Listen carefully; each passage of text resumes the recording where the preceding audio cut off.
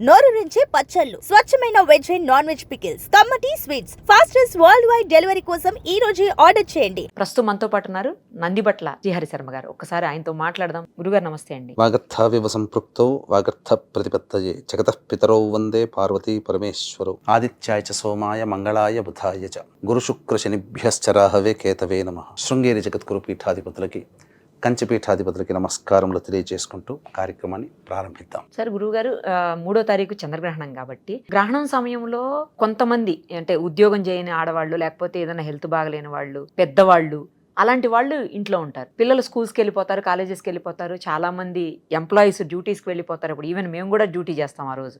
చాలా మంది పోలీసులు కావచ్చు, అన్ని డిపార్ట్మెంట్స్ వాళ్ళు. తర్వాత చాలా మంది జర్నీలో ఉంటారు, బస్సుల్లో, ట్రైన్స్లో, ఫ్లైట్స్లో, ఇలా ఎలా పడితే అలా ఉంటారు. వీళ్ళందరికీ ఆ కార్యక్రమం ఎప్పుడైతే 3:19 నుంచి 6:19 వరకు ఉందో ఆ సమయంలో గ్రహణానికి సంబంధించినటువంటి దోషాలు రాకుండా ఉండాలంటే కొన్ని చర్యల్ని పాటించాలి అని అనుకుంటారు. కానీ ఎలా సాధ్యమవుతుంది? మరి వాళ్ళకి ఏమన్నా ఎఫెక్ట్ అవుతుందా అప్పుడు? అంటే మీరన్నది కూడా సబబుగానే ఉందాం. ఎందుకంటే చాలా మంది వాళ్ళ దైనందిన జీవితంలో బిజీ లైఫ్లో ఉంటారు. ఉద్యోగాలు చేసేవాళ్ళు, వ్యాపారం చేసేవాళ్ళు, జర్నీలో ఉండేవాళ్ళు, transport, road transport, bus stand, railway, flight, ఇలా ప్రతి చోట కూడా చాలా మంది హాస్పిటల్స్లో అందరూ కూడా బయట తిరుగుతారు. అంటే మనకు శాస్త్రం చెప్పబడినటువంటిది ఏంటంటే ఈ యొక్క అందులో ఈ రాసుల వాళ్ళు ఉండొచ్చు. ఈ గ్రహణ సమయంలో బయట తిరగకూడదని, పట్టు విడుపు స్నానాలు చేయాలి. అయితే పట్టు విడుపు స్నానం అనేటువంటిది చేయాలనే కోరిక ఉంటుంది, కానీ బిజీ స్కెడ్యూల్ వల్ల బయట ఉండాల్సిన పరిస్థితి వస్తుంది. అటువంటి వాళ్ళు ఏం చేస్తే ఆ యొక్క మనం ఇంట్లో ఉండి స్నానం ఆచరించి, పట్టు విడుపు స్నానం ఆచరించి దైవనామస్మరణ చేసిన ఫలితాన్ని మనం ఎలా పొందుతామో కూడా మనకు శాస్త్రంలో మనకు చెప్పబడి ఉంది. అంటే శాస్త్రంలో చెప్పబడి అంటే ఇదంతా కూడాను అపాయంలో ఉపాయం లాంటిది అంతే. కాబట్టి అయితే వీక్షించే ప్రేక్షకులు కూడా ఈ యొక్క గ్రహణం సింహరాశిలో ఏర్పడుతుంది కాబట్టి మేష, వృషభ, కర్కాటక, సింహ, కన్య, ధనస్సు, మకర, కుంభరాశిలో జన్మించినటువంటి వారికి ఈ దోష ప్రభావం ఉంది.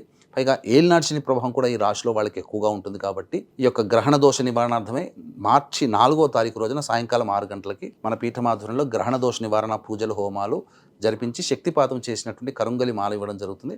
అవకాశం ఉన్న వాళ్ళు స్క్రీన్పై కనిపిస్తున్న నెంబర్కి 4వ తారీఖు సాయంత్రం 5 గంటల లోపల మీరు గోత్రనామాదులు నమోదు చేసుకోవచ్చు. మనకు శాస్త్రంలో చెప్పబడి ఉంది ఏంటంటే చాలామంది బయటనే ఉంటారు.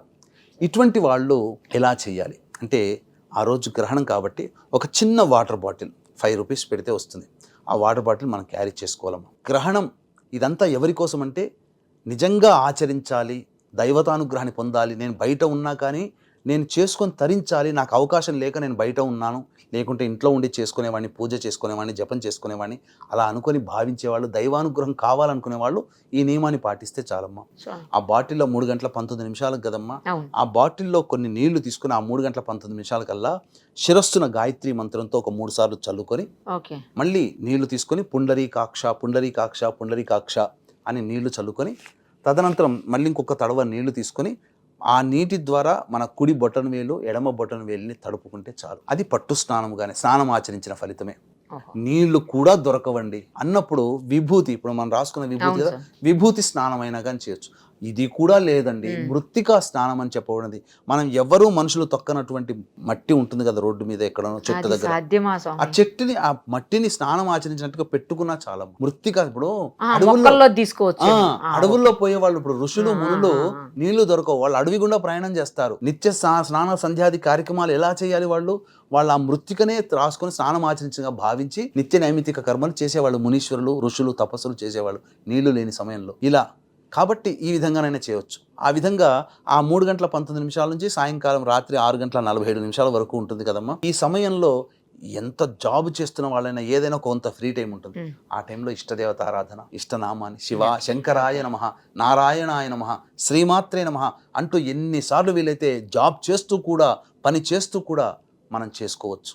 తర్వాత మళ్ళీ విడుపు స్నానం మళ్ళీ కూడా సేమ్ అలాగే, మళ్ళీ నీళ్లు తీసుకొని గాయత్రి మంత్రంతో 3 సార్లు చల్లుకోవడం, మళ్ళీ నీళ్లు తీసుకొని పుండరీకాక్ష పుండరీకాక్ష అంటూ చల్లుకోవడం, మళ్ళీ అలాగే నీళ్లు తీసుకొని మన కుడి కాలు బొటన వేలు, ఎడమ కాలు బొటన వేలు తడుపుకుంటే స్నానం ఎక్కడ ఉన్నా స్నానం ఆచరించి మనం ఆ సమయాన్ని పాటించిన వాళ్ళం అవుతాం అని చెప్పొచ్చు. ఓకే, మంచి పరిష్కార మార్గాన్ని చూపించారు గురువుగారు. ఎందుకంటే బయట సాధ్యం కాని వాళ్ళందరికీ ఇది మంచి పరిష్కార మార్గం. అవునమ్మా. Thank you so much. సర్వం శ్రీ ఉమామహేశ్వర పరబ్రహ్మార్పణమస్తు.